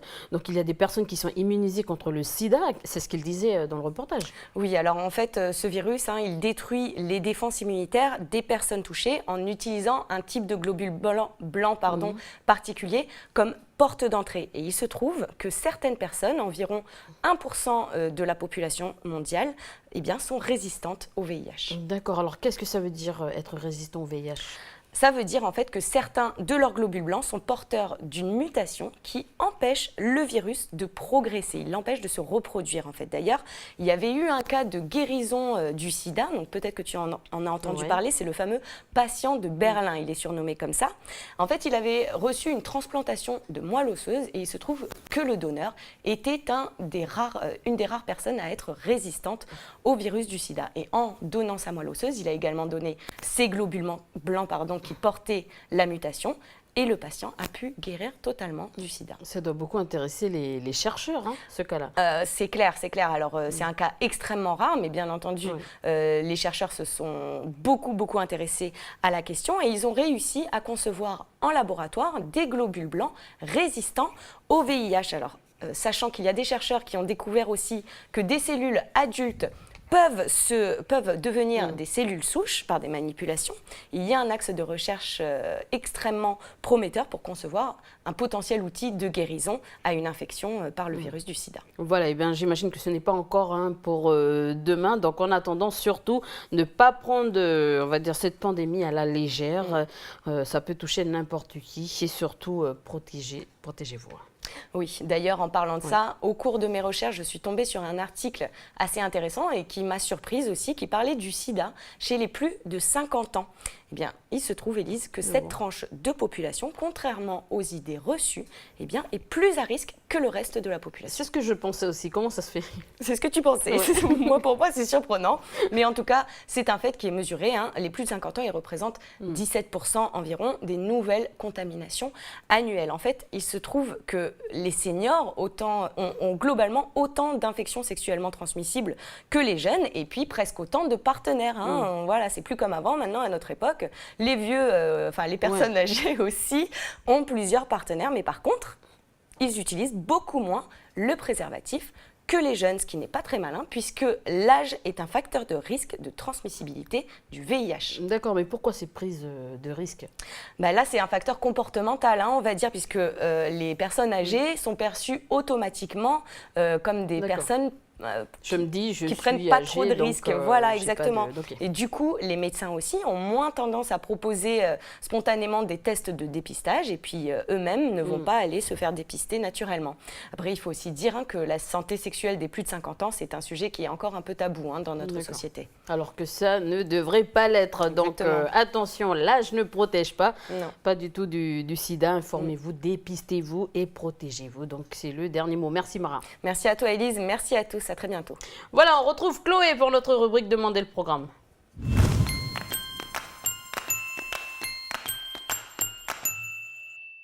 Salut Chloé. Salut Élise, salut à tous. Et c'est parti pour les sorties de la semaine. Alors on commence avec ce drame français de Cédric Jiménez intitulé La French avec Jean Dujardin, Gilles Lelouch et Mélanie Douté. Ah oui, donc il paraît que c'est une histoire, on va dire, c'est un film basé sur des faits réels. Exactement, c'est bien ça. Donc le film relate la confrontation entre le juge Pierre Michel et Gaëtan Zampa, qui était en fait une figure majeure du banditisme à la Marseillaise, à l'origine de trafic en tout genre. Et donc il était aussi connu sous les pseudos de Tani ou Don Gaetano. Et en fait, il a bâti un véritable empire du crime dans le sud de la France. Proxénétisme, racket, braquage, trafic de drogue, à l'échelle internationale. Il touchait à tout, il sévissait sur tous les fronts. Et donc, un jeune magistrat du nom de Michel Pierre a été envoyé rapidement à Marseille en 1975 pour justement lutter, mettre un terme à tous ces crimes. Et donc, après quelques années et de nombreuses interpellation, il fut brutalement assassiné en pleine rue le 21 octobre 1981. Et Tani Zampa, quant à lui, a été écroué en 83 et il est mort en 84 après une tentative de suicide. D'accord, donc c'est une vraie histoire de mafia, quoi. Oui. Alors, donc, qui sont les acteurs qui incarnent, on va dire, ces deux grandes figures? Alors, le juge et le truand sont ici incarnés par Jean Dujardin et Gilles Lelouch. Donc, d'emblée, le réalisateur savait que les deux comédiens seraient donc les acteurs principaux du film. Il a d'ailleurs écrit le scénario pour eux, avec son épouse, qui est la journaliste et scénariste Audrey Diwan. Et donc son choix s'est arrêté sur Jean Dujardin et Gilles Lelouch pour leur talent, mais aussi, paraît-il, pour leur ressemblance frappante, avec donc le juge Michel pour Jean Dujardin et Gaëtan Zampa pour Gilles Lelouch. D'accord, ouais, je le confirme. Alors d'ailleurs, ce titre-là, la French, qu'est-ce que ça signifie exactement? Alors c'est un raccourci pour la French Connection. Donc la French Connection, c'est un terme en fait qui désigne l'ensemble des acteurs, y compris Gaëtan Zampa, qui étaient impliqués justement dans un trafic d'héroïne d'envergure internationale entre le sud de la France et les États-Unis. Donc le réseau a été démantelé dans les années 70 par les forces spéciales américaines et les forces spéciales françaises suite à plusieurs années d'enquête. Et donc l'histoire de la French Connection a inspiré par la suite William Friedkin, qui a mis donc le réseau en scène en 71 dans un film homonyme, French Connection, couvert de récompenses avec le trio Gene Hackman, Fernando Rey et Roy Schneider dans les rôles principaux. Le long métrage a ensuite donné lieu à une suite logique, numéro 2, quelques années plus tard, dirigée cette fois-ci par John Frankenheimer. Et la French Connection est donc un sujet, on va dire, d'inspiration très prisé aujourd'hui. Tout à fait. Alors, il n'y a pas que, effectivement, à Friedkin que les frasques de la French Connection ont donné des idées de cinéma. Et donc, bien au contraire, l'assassinat du juge Michel a très souvent inspiré donc, écrivains et cinéastes. Par exemple, Philippe Lefebvre s'y est référé pour son film Le Juge en 84. Le journaliste Alain Laville a également tenté d'élucider le mystère qui entoure la mort du magistrat dans un ouvrage intitulé Le Juge Michel. Pourquoi est mort celui qui allait révéler les secrets de Marseille? Et puis l'écrivain et scénariste Thierry Colombier a aussi rédigé un essai sur le sujet, la French Connection, les entreprises criminelles en France. Et plus récemment, la mort du juge Michel en 2013. Alors, mais quelle est la particularité de la French alors? Est-ce que c'est une énième version de l'histoire? Eh bien, c'est surtout en fait la première fois que l'histoire est adaptée au cinéma du point de vue du juge Michel. Donc les deux premiers films portant donc sur cette organisation mafieuse dont on a parlé tout à l'heure, French Connection et French Connection 2, en fait, ils ont été tournés du point de vue des inspecteurs américains. Et donc, Cédric Jiménez, le réalisateur de la French, lui, a choisi dès le début de raconter cette histoire à travers le juge Pierre Michel. Il a déclaré que le juge, en fait, était un héros, c'était un homme exceptionnel, effectivement, qui a fait passer l'intérêt collectif avant son intérêt personnel, ce qui est assez rare dans le monde dans lequel on vit. C'est vrai qu'il aurait pu fermer les yeux, céder à la corruption, toucher de l'argent, mais bon, il est resté, on va dire, droit. Est-ce que le film a été justement tourné à Marseille? Oui, justement. Alors, le réalisateur, comme je disais, est lui-même originaire en fait de Marseille, donc il a vraiment voulu placer Marseille au centre du film. Il voulait lui être fidèle, retranscrire donc la ville avec ses défauts et ses qualités. C'est pour ça aussi qu'il a décidé de choisir des acteurs marseillais aussi, comme Moussa Maaskri, Cyril Lecomte ou Éric Collado, pour retranscrire au mieux l'esprit de la ville. Et puis c'est aussi un souvenir d'enfance puisque le réalisateur, donc on le disait, a grandi à Marseille et donc son père avait un restaurant qui se trouvait juste à côté du bar du frère de Gaëtan Zampa. Et donc quand la nouvelle de l'assassinat du juge est tombée, il s'en rappellera toujours, ça l'a marqué. Et puis donc il a toujours eu envie de raconter cette histoire. D'accord. Et il a mis les moyens apparemment. Oui, il a mis les moyens. À ce jour, la French détient le record du plus gros budget du cinéma français de l'année 2014, plus de 20 millions d'euros, ce qui fait en francs CFP plus de 2 milliards de francs CFP. Allez, je vous propose qu'on découvre la bande-annonce. La French, c'est tout de suite.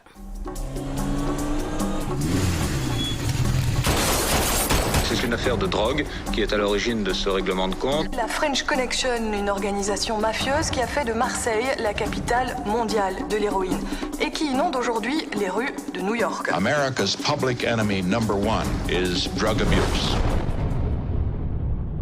Faut me rendre ma cam. Non, Lily. Je vais crever. Bien sûr que tu vas crever. Tu te shootes à l'héros. Alors dis-moi qui te fournit. On s'en fout. Dépêche-toi, regarde ça, regarde là. À partir d'aujourd'hui, vous n'êtes plus juge des mineurs. Je vous nomme juge du grand banditisme. C'est la French qui fait la loi. Et c'est une putain de pieuvre. Tout le monde le sait. Qui dirige l'organisation, qui contrôle la cam. On va envoyer un message à Zampa. On va quand même lui dire que la fête est terminée. Bonjour, je suis juge Michel. Bueno, ce que ça peut me foutre. Moi, je vais vous coller le maximum. Ce nouveau coup de filet fait suite à une série d'arrestations menées sous l'instruction du juge Pierre Michel, qui fait beaucoup parler de lui ces derniers temps. T'es pas en train de te mettre en danger? Ok, lancez l'intervention. Tu vois pas ce que t'es en train de faire, Pierre? Regarde-toi, t'es excité, t'es à cran, comme quand tu passais toutes tes nuits à jouer au poker. La vraie différence, c'est que tu joues pas avec ton argent, tu joues avec ta vie. Qu'est-ce que vous voulez? Je mets un pied dehors, on parle de vous, je me retourne, vous êtes sur mon cul. Je vous plais? J'aime pas les voyous. Pas comme ça que je me vois, moi. Tu sais, je fais vivre beaucoup de gens, beaucoup. J'en ai marre, Pierre. Je me sens seule, j'en ai marre d'être seule.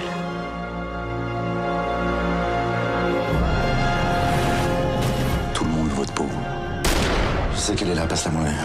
Allez savoir pourquoi j'ai pas peur. Si, vous avez peur. Passe-la moi, merde! Je suis sûr que la nuit, vous dormez avec un œil ouvert. T'as l'écran.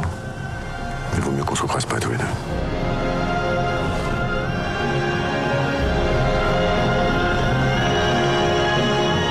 Ouais, mais pour qui? Pour moi ou pour vous?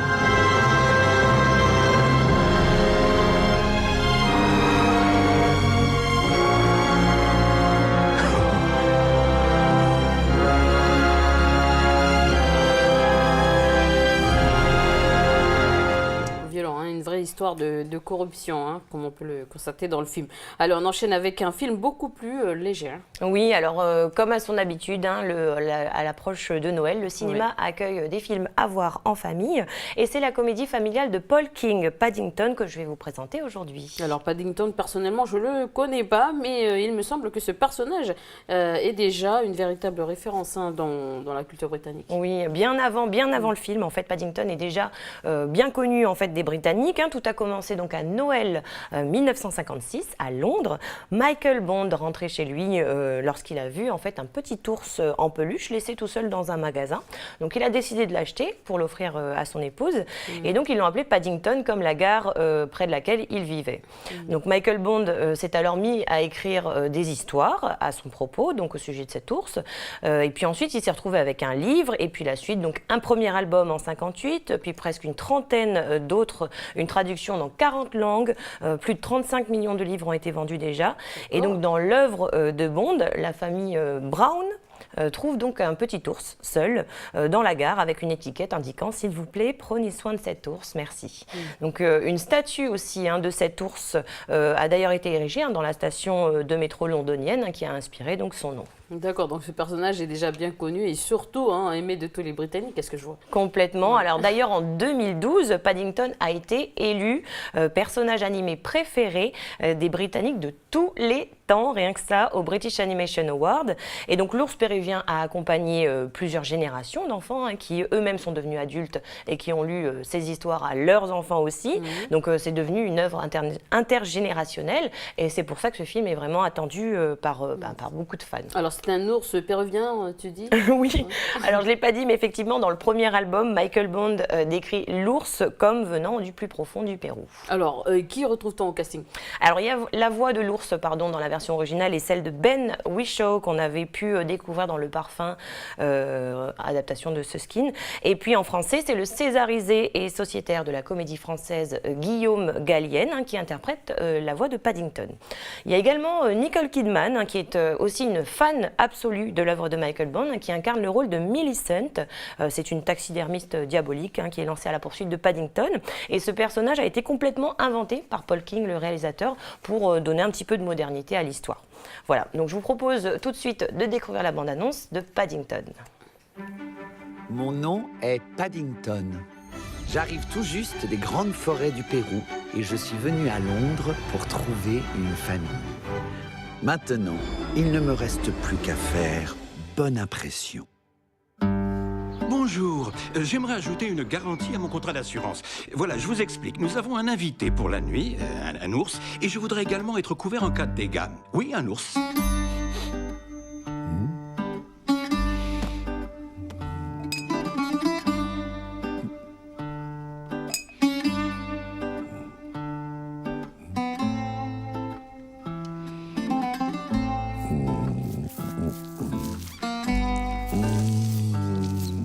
Un grizzly? Pas vraiment. Remarquez, je ne l'ai pas vu le matin au réveil.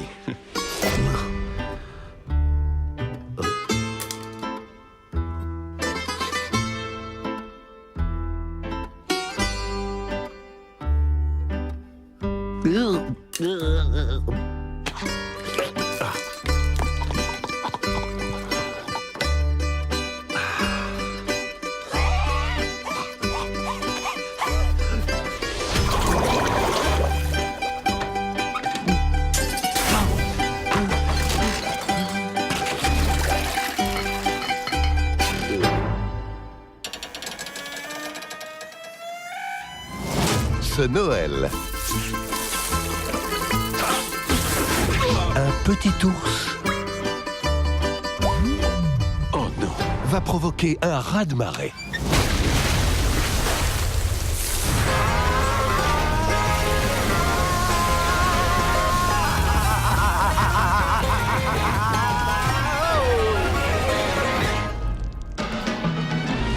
par le producteur de Harry Potter.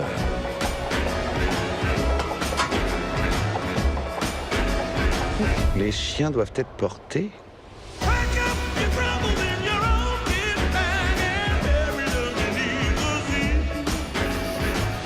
Paddington.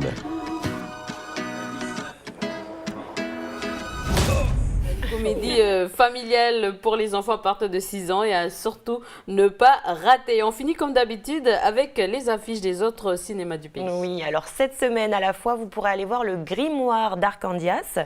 C'est une comédie familiale aussi d'aventure franco-belge d'Alexandre Castagnetti et Julien Simonet. Donc il y a une séance aujourd'hui à 17h30 et samedi 6 décembre à 17h30 également. Et puis l'autre film à l'affiche à la fois, c'est Samba, un film d'Éric Toledano avec Éric Toledano et Olivier Nakache, avec Charlotte Gainsbourg et Omar Sy. Et puis une séance est prévue demain, jeudi 4 à 17h30 et samedi 6 à 19h30, donc ça c'est Samba, Et puis par contre, il y a un hommage aussi qui est prévu à Nelson Mandela.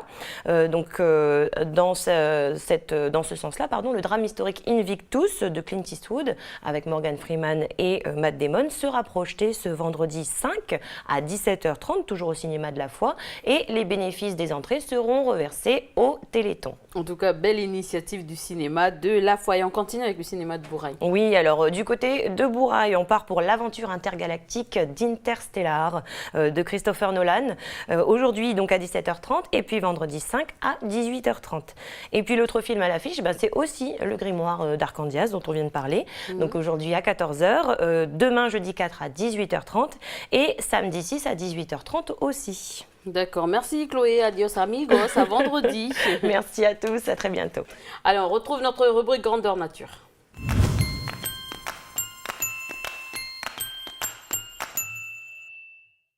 Bonjour Camille, alors aujourd'hui en vue des vacances qui arrivent à grands pas, tu nous donnes quelques astuces pour dresser nos chiens. Voilà, bonjour Elise, bonjour à tous. Alors je vais vous donner quelques astuces, mais je ne suis pas quand même la bonne personne, en tout cas la personne qui va faire des miracles aujourd'hui.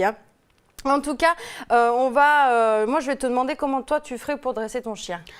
Déjà ça risque pas un jour que je vais dresser des chiens parce que déjà je suis allergique un peu aux poils et aux chats. Bon, c'est parfait, magnifique technique déjà à la base. Je peux regarder par contre. En tout cas, il faut savoir que pour dresser son chien, il faut rendre l'exercice ludique. Alors, comment ça va se passer? Il faut que ça soit amusant et il faut toujours lui apporter quelques petites récompenses. Alors, on va prendre un exemple concret pour faire asseoir son chien. Donc, il y a deux méthodes. Il y a une méthode traditionnelle qui s'appelle la méthode du dressage. Et nous, on va s'intéresser à l'éducation. Donc, c'est une méthode qui est plus basée sur le comportement du chien sans contrainte. Donc c'est cette méthode que je vais vous expliquer tout de suite. Alors comment on fait pour dresser, pour apprendre à son chien à s'asseoir? Eh bien il faut lui apporter une friandise et lui faire le geste pour que au-dessus de lui pour qu'il ait le réflexe de s'asseoir et ça va venir normalement, naturellement. Si ça ne vient pas, il faut répéter l'exercice et quand ça réussit et quand votre chien a réussi, vous lui donnez la friandise. Voilà, donc il faut répéter plusieurs fois l'action. Et ce qui est important, c'est qu'il ne faut pas dire le mot assis tout de suite. En fait, à force de faire l'exercice, il va comprendre qu'il faut s'asseoir et vous, une fois que c'est acquis, vous allez lui dire assis. Et donc pour lui, il va faire le rapprochement et la prochaine fois que vous lui dites assis, eh ben, il se mettra dans cette position. Bon, d'accord, je vais dire à mes petites sœurs d'essayer. Alors combien de temps? Eh bien, ça prend du temps, c'est une éducation, c'est comme l'éducation des enfants, c'est sur du long terme. D'accord. Et si c'est trop dur quand on est seul, est-ce que je peux demander de l'aide? Eh bien oui, il y a plusieurs clubs canins en Calédonie et nous, on s'est intéressé à un club à Dembéa. On a suivi en fait un cours pour les petits, un cours à l'école du chiot. Alors, qui donne ça, qui propose ce cours, c'est un club canin, c'est une association qui existe depuis les années 2000. C'est donc une équipe d'une dizaine de moniteurs et monitrices qui sont bien sûr passionnés par les chiens et donc leur objectif, eh bien, c'est de créer une certaine complicité entre le maître et le chien. Est-ce que tous les chiens peuvent être dressés? Eh bien oui, tous les chiens peuvent être dressés. Après, il faut la bonne méthode. Oui. Donc nous, on est basé sur la méthode de l'éducation, mais bon voilà, il y a plusieurs exercices et donc chaque chien, il faut adapter les exercices à chaque chien. Donc nous, ce qui est important aussi, c'est de commencer tôt l'éducation. Il faut éduquer à partir de quel âge? Eh bien, ça commence à partir de 2 mois jusqu'à 7 mois. Pourquoi éduquer si jeune? Eh bien, si jeune, eh bien parce que c'est à ce moment-là, en fait, que l'animal va mémoriser bien les bases de l'apprentissage. Oui. Et généralement, c'est à ce moment-là qu'on voit apparaître le tempérament de l'animal. Ça se fait entre 3 semaines et 7 mois, d'où les périodes de dressage pour les chiots. Donc tout de suite, je vais vous laisser en compagnie des moniteurs et des monitrices. En l'occurrence, ce sont des monitrices. Donc direction le cours pour les chiots. Regardez, c'est un reportage signé Mara Lourde.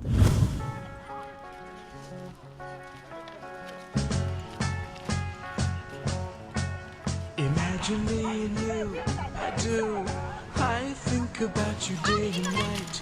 It's only right to think about the girl you love. So happy to... L'école du chiot, c'est un peu notre école maternelle. On les inscrit à partir de 2 mois jusqu'à 6 mois.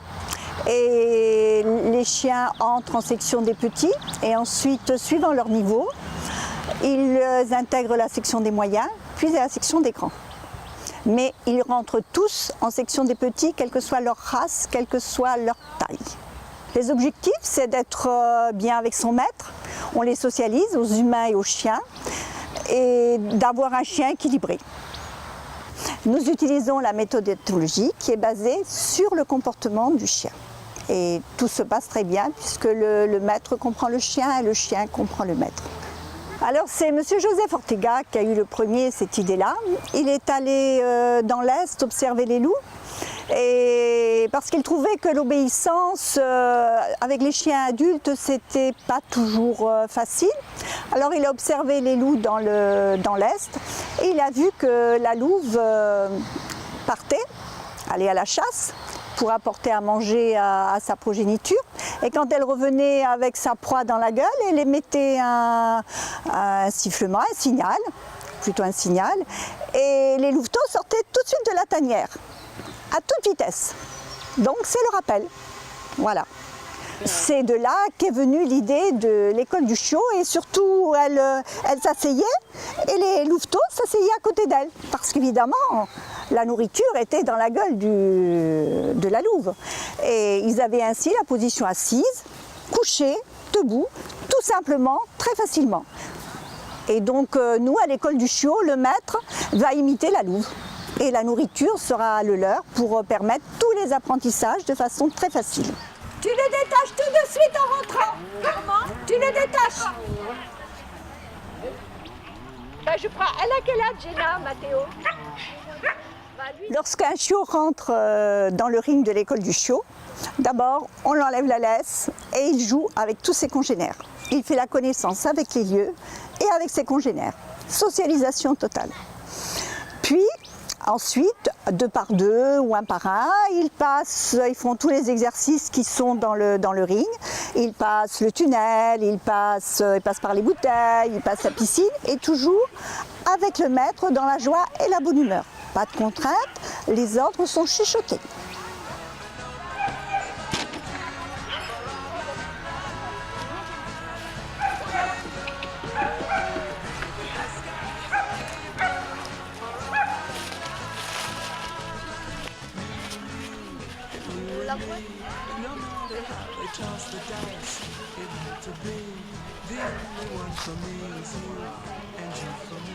Avant de quitter l'école, le chiot doit connaître le rappel, la marche au pied, les positions et tout ça se fait très simplement dans la joie et la bonne humeur, sans contrainte.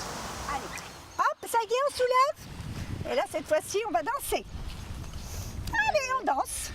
Allez, on danse. Super, voilà Comète. Ah oui, elle est très à l'aise, Comète. Voilà. Ouais, c'est bien. Voilà. Tu vois, quand j'étais petite, quand même, plier le drap, moi, je me mettais dans le drap, mes parents, ils me balançaient. C'est la même chose. Bravo, Commode. C'est vraiment bien. Il faut éduquer les chiots avec la méthode positive. C'est-à-dire qu'on n'est pas toujours en train de lui dire tout ce qu'il ne doit pas faire, mais au contraire lui dire ce qu'il doit faire. Sinon, c'est un chien qui va s'appeler Monsieur Non et qui ne comprendra pas ce qu'il doit faire parce que tout ce qu'il fait, c'est mal fait. Donc, on lui fait faire tous les exercices, assis, couché, au pied, on le promène, surtout on le promène partout. Il faut qu'il soit en contact des autres chiens, des humains. Et toujours, on le félicite quand il fait quelque chose de très bien. Les erreurs de dressage les plus courantes sont, quand un chiot fait pipi, lui mettre le nez dedans. Ou, quand il a fait une bêtise, vous arrivez, il a tout cassé dans la maison ou dans le jardin, vous arrivez, vous êtes en colère. Et là, le chien s'en va. Il dit, ouh là là. Mais en fait, non, il n'a rien compris du tout. Il voit simplement que vous êtes en colère. Donc, quand il a fait une bêtise alors que vous n'êtes pas là, vous ignorez complètement la bêtise. C'est tout ce qu'il y a à faire. Je vais faire des bruits, des nouveaux bruits. Alors, pendant que je vais faire les bruits, vous allez donner à manger à votre chien. Un chien qui mange n'a pas peur. D'accord? N'attendez pas que je passe. Ce sont des bruits qu'ils ne connaissent pas.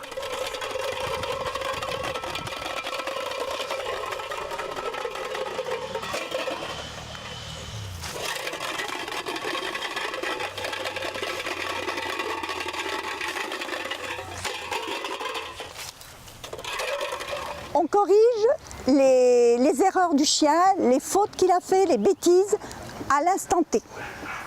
C'est ce qu'il faut faire. Sinon, il ne comprend pas. Ça y est? Allez, vas-y, appelez. Alors ça, c'est Diana, c'est la chienne de la grand-mère à RNU. Et c'est moi qui dois m'en occuper pour le dressage, je suis son parrain en fait. C'est important d'éduquer Diana pour quand plus tard en fait on va l'emmener en balade, qu'elle tire pas sur la laisse, pour l'éduquer assis, couché, donne la patte, des trucs comme ça. Au début elle connaissait pas trop son prénom, donc elle connaissait pas assis, couché, et maintenant elle connaît, du coup on voit une progression depuis qu'on l'emmène à l'école du chiot. C'est important d'aller à l'école du chiot, mais après on doit quand même refaire les exercices à la maison pour qu'elle n'oublie pas, parce que vu que c'est pas tout le temps l'école du chiot.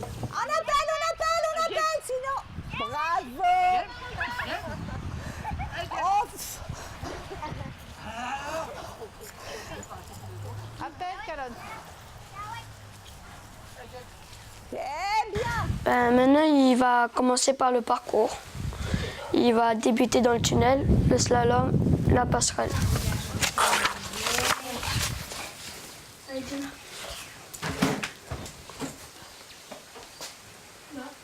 Viens, Diana, viens. Viens, c'est bien. Tiens, c'est bien, Diana. Viens.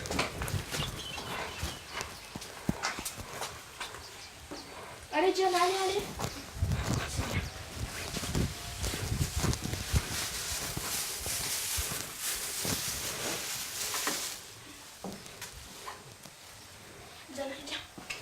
Diana, viens. Allez, Diana. Diana, assis. Assis, Diana. Viens. C'est bien, tiens. Diana, couché. Couché. Alors, je vois dans le reportage Camille qu'emporter un chien avec un drap, ça veut dire quoi? Je n'ai pas trop compris en fait la scène. Alors voilà, c'est dans ce cours, ils ont fait plusieurs exercices et on voit en fait ce chien porté dans le drap où il y a plein de personnes autour. Ouais. Et bien en fait, c'est une manipulation pour apprendre au chien qu'on peut être touché, qu'on peut rencontrer d'autres personnes et pour pas qu'il ait peur. En fait, ça va faciliter. Après, par exemple, si on veut partir en voyage, on peut le mettre dans le coffre de sa voiture plus facilement parce qu'il a été manipulé et qu'il a compris qu'en fait, tout ce que lui proposait son maître, c'était bien. D'accord. Et le progrès, c'est dans combien de temps? Voilà, ce que j'ai dit tout à l'heure, c'était un peu comme avec un enfant, ça prend du temps. Mais là, en l'occurrence, pour éduquer un chiot, ça prend en moyenne 1 an, voire 3. Et on leur donne quoi à manger? Que des friandises? Alors oui, on a vu dans le reportage, on a toujours des petites friandises. Alors en fait, ça dépend du chien, ses préférences, et de ce que a choisi, de ce que le maître a envie de donner. Donc ça va être plus des boulettes de viande, ça peut être du saucisson, ça peut peut être oui, du fromage aussi. En fait, il faut que ça soit un petit peu mou et facile à avaler. Bien sûr, on donne en petite quantité. Et le chien ne risque pas de grossir? Voilà, à force de donner, peut-être qu'il va prendre du poids, mais normalement non, parce qu'on voilà, comme je le disais, c'est des petites quantités. D'accord. Et puis, de toute manière, on l'a vu aussi dans le reportage, il court souvent, le chien. Voilà, le chien est toujours en mouvement, et puis c'est des exercices qui se font sans laisse, donc voilà, il va bouger et se dépenser, et puis bien sûr, on donne pas un steak entier, quoi. Voilà. Et ça doit pas être évident, tout de même, pour élever son chien. Est-ce qu'on peut faire la même chose avec son chat?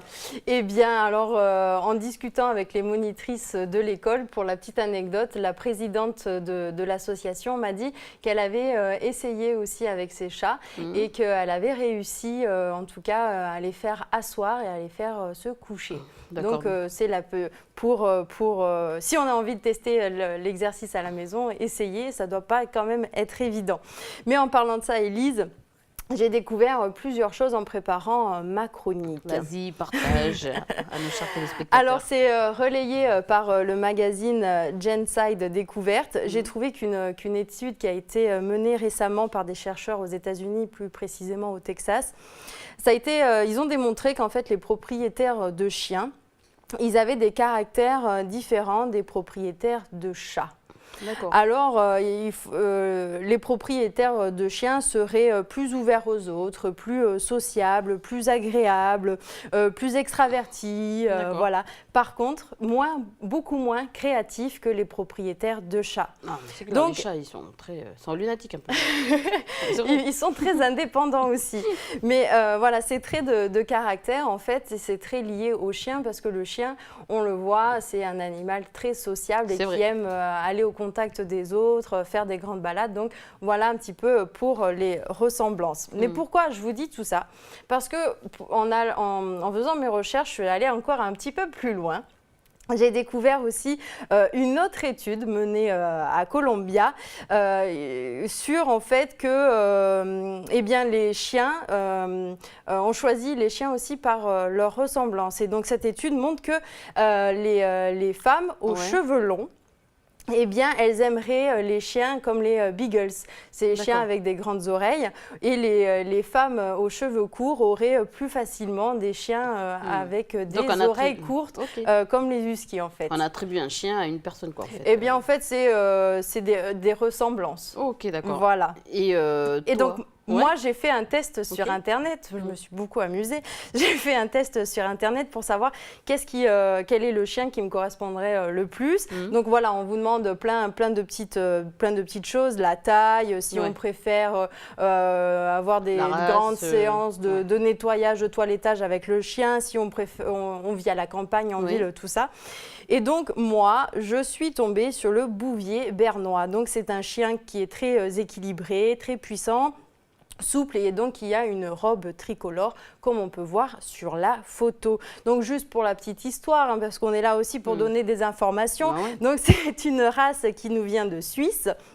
Et qui est utilisée pour la garde des troupeaux. Et il faut savoir que ce chien a été inscrit en 1955 au livre des origines français. Qu'est-ce que ça veut dire? Ça veut dire que tous les chiens qui sont inscrits dans ce livre ont le droit à avoir l'appellation chien de race. Alors notre chien bleu... notre chien bleu, il en fait partie aussi, il est dans ce livre. Il faut savoir que le chien bleu, eh bien, c'est un bouvier australien. Il nous vient donc de l'Australie. Et donc, en fait, c'est un chien, on va dire, croisé. Il a été croisé avec les dingos et donc il est un peu chien sauvage, et il a été croisé aussi avec les chiens de berger importés par les colons, parce que oui, il fallait bien garder le troupeau, et puis il fallait bien un chien qui s'adapte bien sûr au climat. Ben voici donc l'origine du chien bleu. Moi, je ne connaissais pas. D'ailleurs, ici, on a beaucoup. On possède aussi un chien bleu. On en a beaucoup. Et puis, en fait, c'est en l'important ici, par sa couleur, qu'on l'a nommé chien bleu. Donc, il est très populaire populaire ici, comme tu le disais, auprès des éleveurs, parce qu'il est très présent avec eux pour le travail du bétail, quoi. Alors, on sait qu'il est peut-être rouge ou bleu, il faut aussi le préciser. Oui, sinon... bien sûr, il faut le préciser. On a des chiens roux un petit peu, voilà. Alors, sinon, parle-nous un peu des traits de personnalité. Du chien, de ce chien bleu. Alors, c'est un chien qui est infatigable, c'est clair. qui a besoin beaucoup d'exercice. C'est un chien qui est très gentil et un excellent gardien, un chien rustique, courageux, docile et digne de confiance. Est-ce qu'il est facile à dresser? Alors, vous voyez, il est facile à dresser. Après, c'est comme tous les chiens. Tous les chiens, on le disait tout à l'heure, peuvent être éduqués. Hein. Donc, après, tout dépend il faut prendre le temps, bien sûr. Et puis, une fois que l'exercice est acquis, il faut pas, une fois qu'on a réussi à faire asseoir son chien, il ne faut pas s'en arrêter là. Il faut recommencer et toujours le récompenser, bien sûr, à chaque fois qu'il fait une bonne action, quoi. D'accord. Et si on a passé justement les 1 an de dressage, là, qu'est-ce que je peux faire après? Alors, après l'école du chiot, comme on a vu dans le reportage, après l'école du chiot, on peut passer d'autres concours. Si on veut aller plus loin, on peut plus s'impliquer dans le club. Et passer des concours, un premier concours à l'âge de 1 an, c'est le concours de sociabilité. Et après, si on veut aller encore plus loin, on peut passer un brevet, enfin votre chien et vous, hein, vous passez le brevet. C'est donc un concours qui est plus difficile. Et donc, à ce concours-là, on va vous demander des attitudes, mais aussi, on va vous demander de pouvoir marcher avec votre chien, avec et sans laisse. Hein. Il faut savoir que le chien ne doit pas tirer. Voilà, mais après, il faut présenter aussi correctement. Il faudra aussi, il y a un exercice où on doit rapporter, enfin le chien doit vous rapporter des objets et bien sûr le rappel quand il est loin pour qu'il revienne. Voilà, donc c'est des choses qui sont très utiles au quotidien et ça se fait au bout de plus tard, quoi. Hein. D'accord. 1 an l'école du chiot, puis après c'est 2 ans, quoi. Ok. Et le maître peut devenir moniteur ensuite? Alors oui, hein, mais bon, il faut être passionné parce que ça demande beaucoup de travail, beaucoup de travail avec son chien aussi. Et il faut aimer les chiens des autres hein, pour pouvoir donner des bons conseils. Mais voilà, ça se fait en accord avec le club que vous fréquentez. Et en fait, ça sera un formateur de France qui viendra ici vous former pour ça. Mais toi, tes chiens ou tes chats, avant de finir cette chronique? Moi, je suis, je sais pas, je suis plutôt chien, chat. J'ai un chien, j'ai un chat, voilà. Mais bon, ils sont pas très bien éduqués. Il faut que je prenne des cours moi aussi. Moi, je suis rien du tout, peut-être oiseau. Merci Camille. Merci Elise, à bientôt. Voilà, c'est avec la chronique Grandeur Nature qu'on se quitte. Merci de nous avoir suivis. Et n'oubliez pas, NCTV vous fait gagner des jeux en découvrant le mot mystère. Donc, je vous laisse le soin de découvrir et de deviner surtout ce mot. Donc, c'est ainsi qu'on se quitte. Merci de nous avoir suivis. Tata à tous.